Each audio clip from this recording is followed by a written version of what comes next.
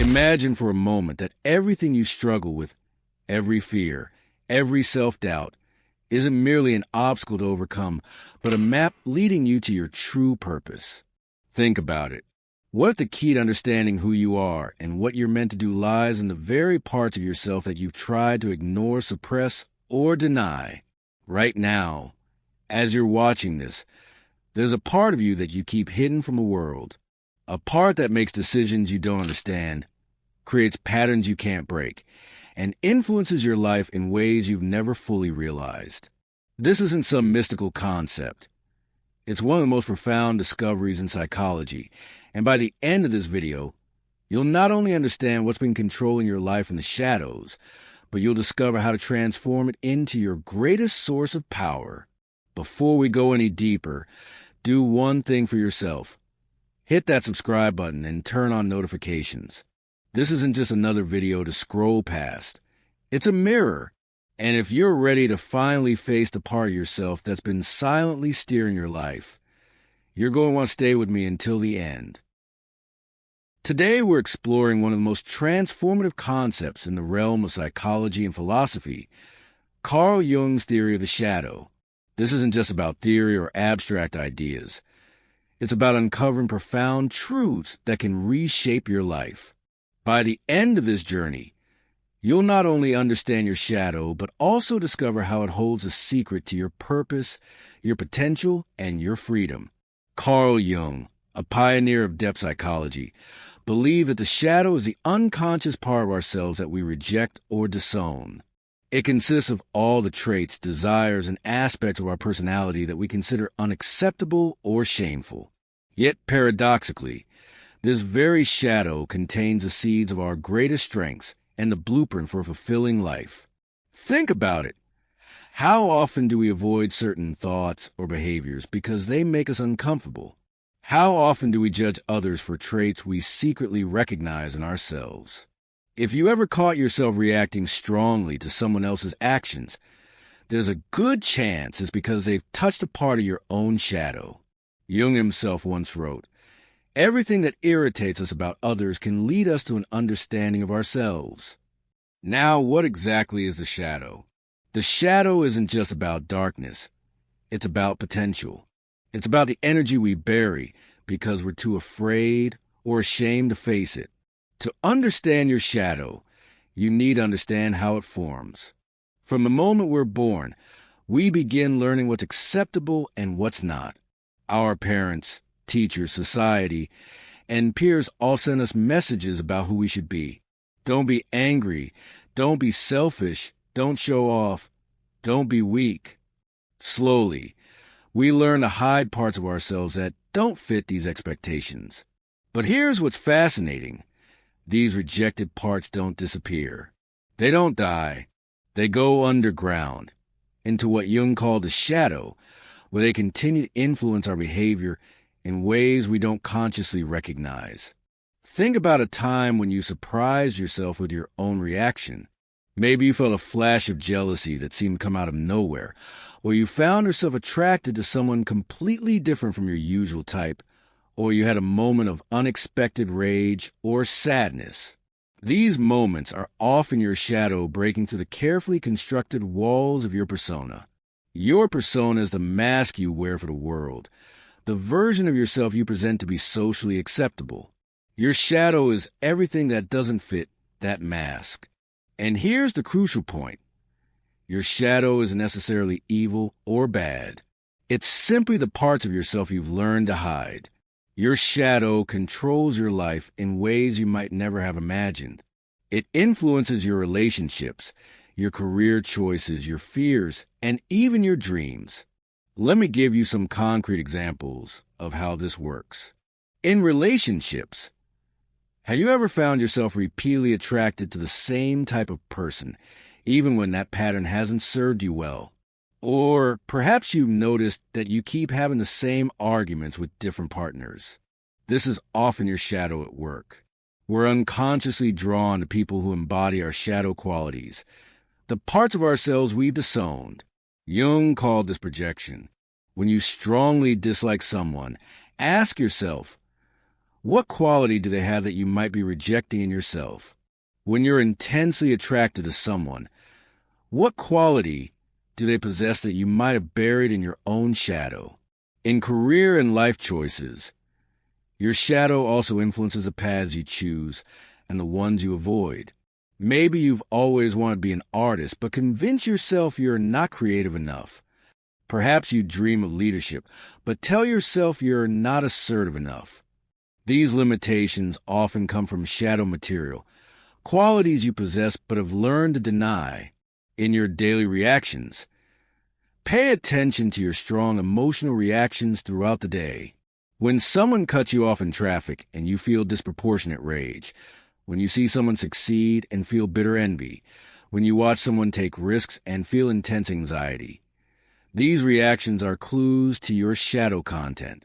In your dreams and fantasies, Jung believed that the shadow often appears in our dreams as figures of the same gender who embody qualities we don't accept in ourselves. Pay attention to the characters that appear in your dreams, especially the ones that disturb or fascinate you. What qualities do they possess? What are they trying to show you about yourself? The shadow also manifests in what we might call shadow fantasies, those daydreams or scenarios that pop into your mind unbidden.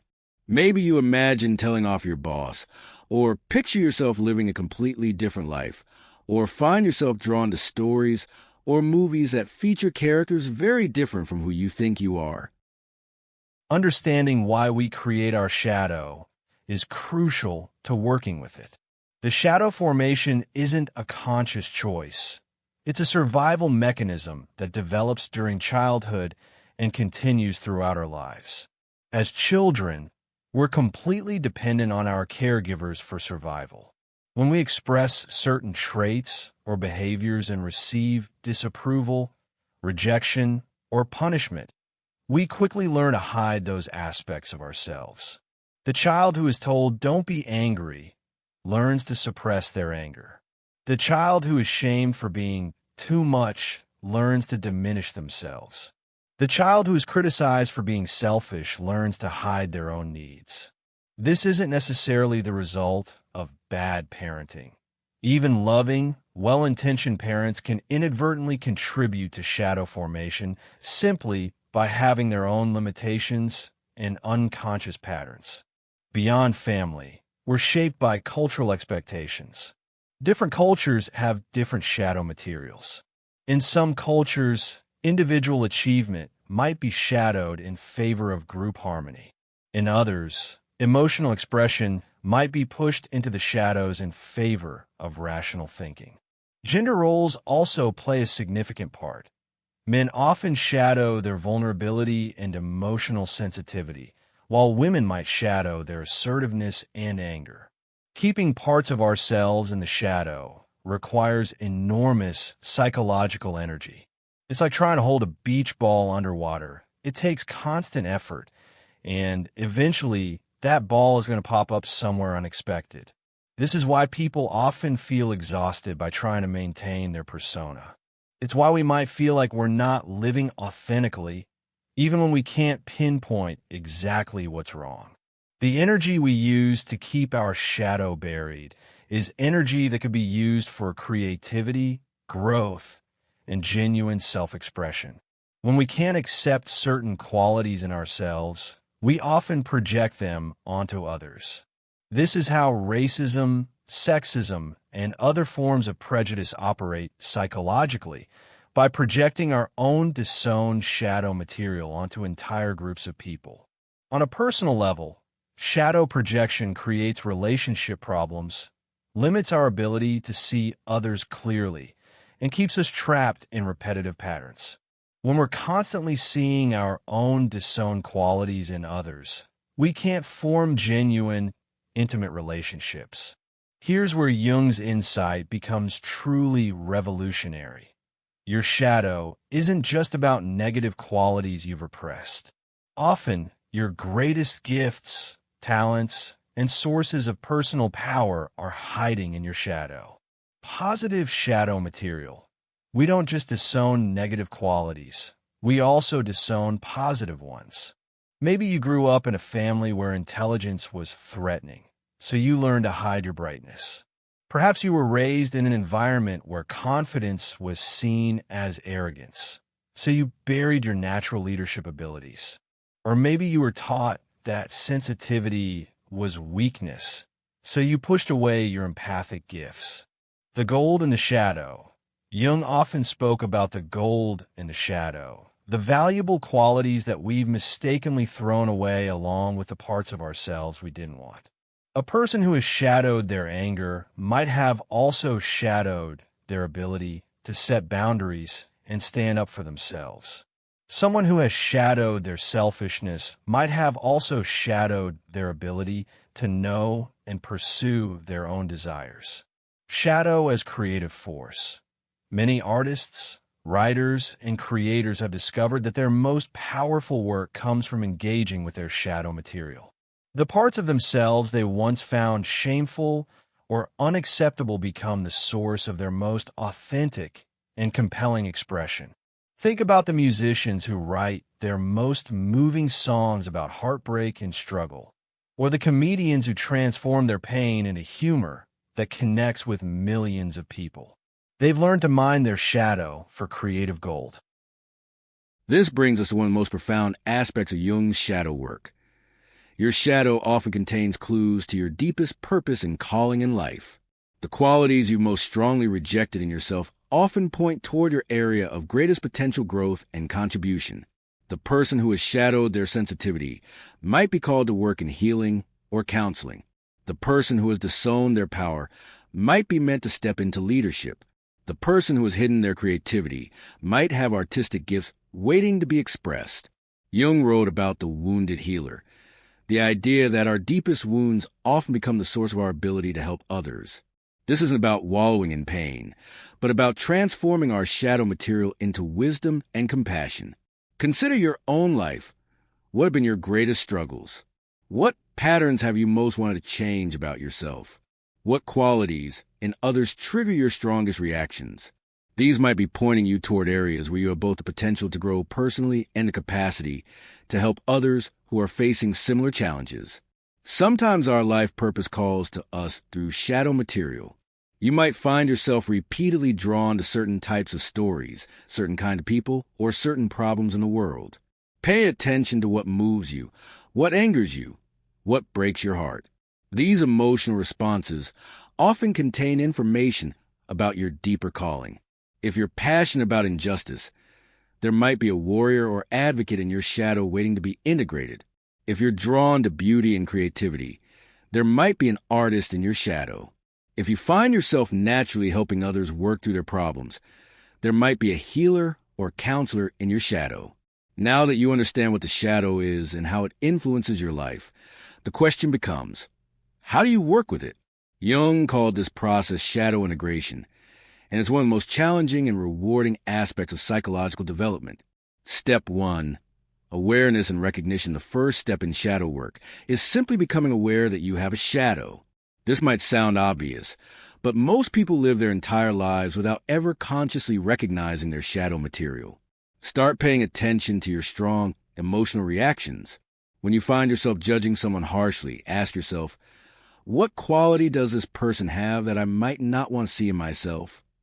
When you feel intense attraction or admiration for someone, ask, what quality does this person embody that I might have disowned in myself?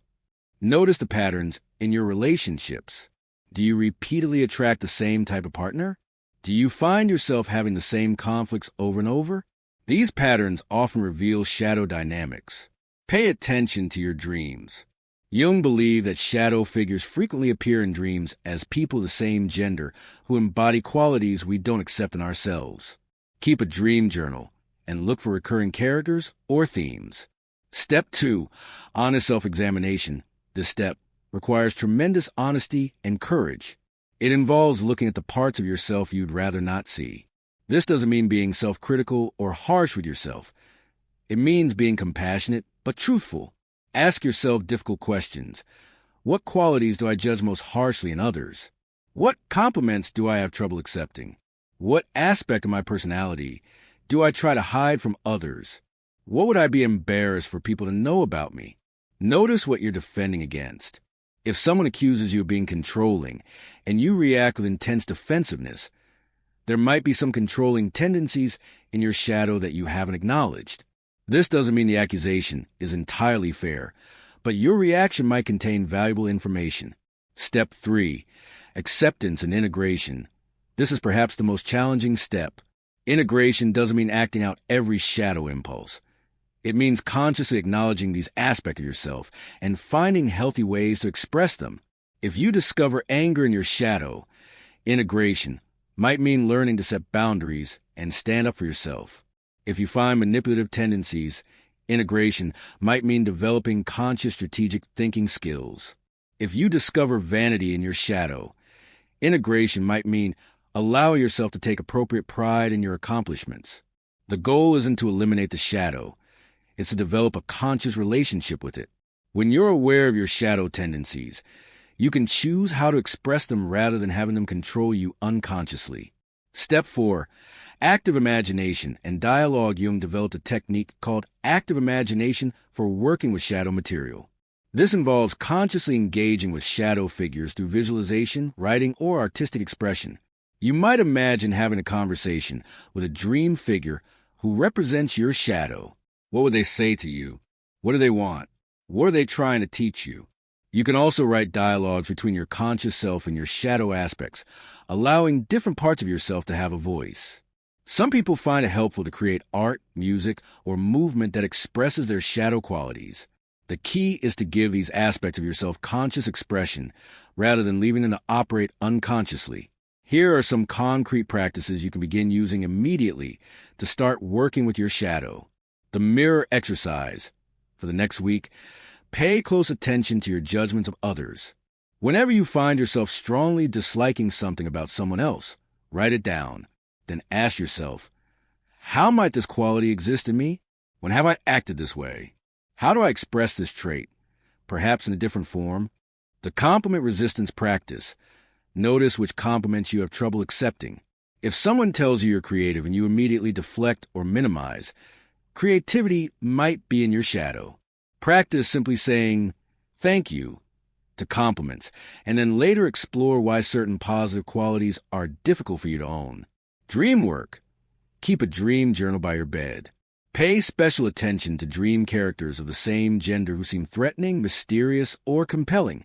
These often represent shadow aspects. Try writing dialogues with these dream figures, asking them what they want and what they're trying to teach you. The admiration practice.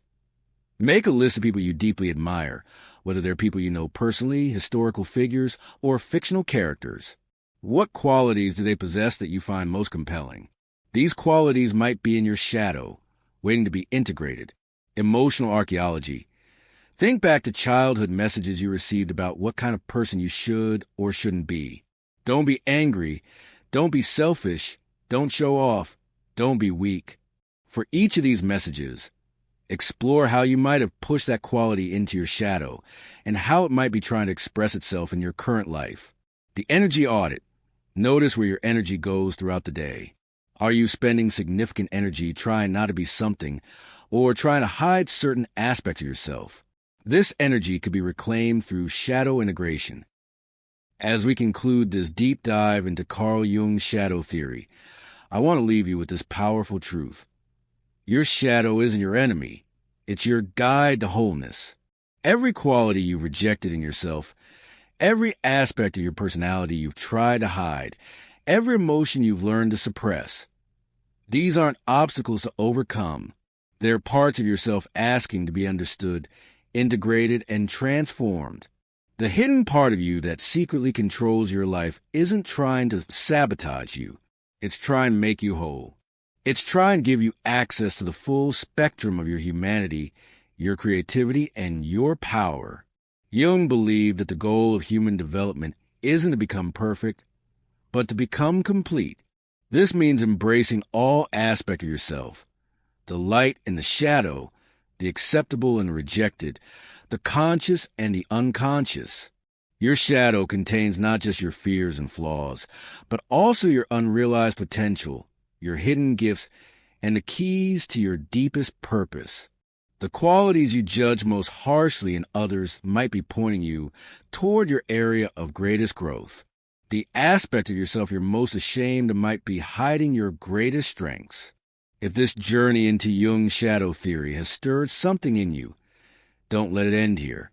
Begin your own shadow work practice. Start with the exercises I've shared. Reflect on your reactions, and if possible, work with someone who truly understands depth psychology. And if you're serious about inner transformation, subscribe and turn on notifications.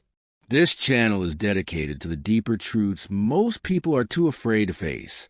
But you're not most people. You're ready to meet the part of yourself that's been waiting in the dark. Let's bring it into the light together